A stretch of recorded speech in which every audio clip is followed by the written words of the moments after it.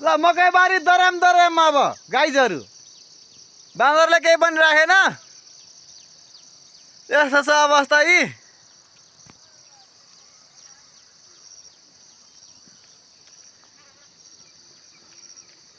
आजको ताजा ताजा परिणाम चाहिँ यस्तो छ, बाँदरले केही पनि राखेको छैन।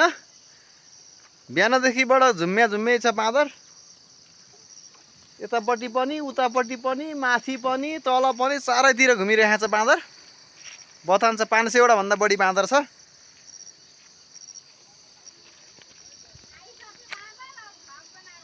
कहाँ खोइ कहाँ ऊ ल बाँदर डिलमा छ अरे गाइजहरू। यो बन्दुक चाहिँ आफैले बनाउनु भएको छ अनि यो बन्दुक पड्काइसकेपछि चाहिँ हाम्रो यहाँ बाँदरहरू भाग्छ भनेर चाहिँ हाम्रो दाइले यो बन्दुक बनाउनु भएको छ। यो पड्किने यो बाजुको नाम चाहिँ कार्बाइड हो फेरि। हजुर। नि हाम्रो भाषामा केरा पकाउने भनेर भन्छ। हजुर।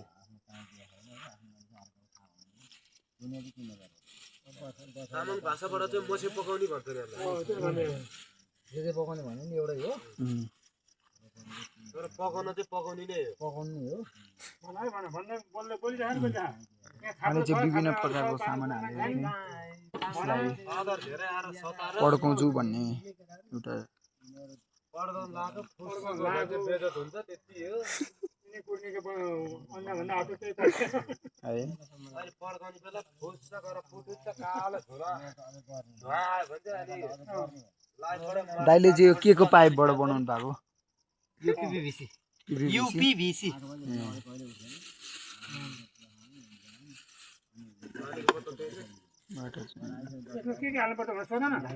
यहाँ के हालेर यो पड्किन्छ त दाइ? यो हजुर। यहाँ हाम्रो भाषामा मैले अहिले भनिहालेँ कार्बन। हजुर। कार्बाइड भन्छ त्यसलाई चाहिँ। हजुर हैन? हजुर। अनि हेर कार्बाइड र पानी मिसाउने हो। लाइटर निकाल केटा।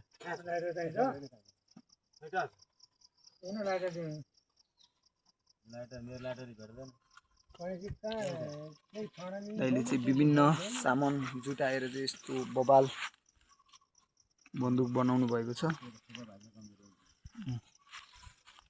एक बिरको पानी खुल्ली एक बिरको पानी हाल्नु पर्दो रहेछ भन न। हल्लाउने मजा छ। अब हल्लाउनु पर्दो रहेछ भन। हल्लाउनु भयो दाइले। अब यो हल्लायो अब हेरौँ कस्तो ठुलो हल्ला आउँछ चाहिँ के आउँदो रहेछ। हल्ला रे लाइटरले काम गरेन। यसले काम नगरेको हिसाबले चाहिँ अब लाइटरै चाहिएला जस्तो छ। लाइटर दिउँ। ओमा पड्क्यो है। पड्कियो। पड्किनु सम्भव भयो। कत्रो आवाज आउँदो रहेछ। मकैबारी दराम दराम अब गाइजहरू बाँदरले केही पनि राखेन। यस्तो छ अवस्था यी।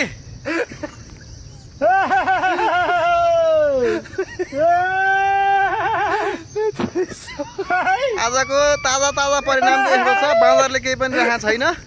बिहानदेखिबाट झुम्मे झुम्मे छ बाँदर। यतापट्टि पनि उतापट्टि पनि माथि पनि तल पनि चारैतिर घुमिरहेको छ बाँदर। बथान छ 500 वटा भन्दा बढी बाँदर छ।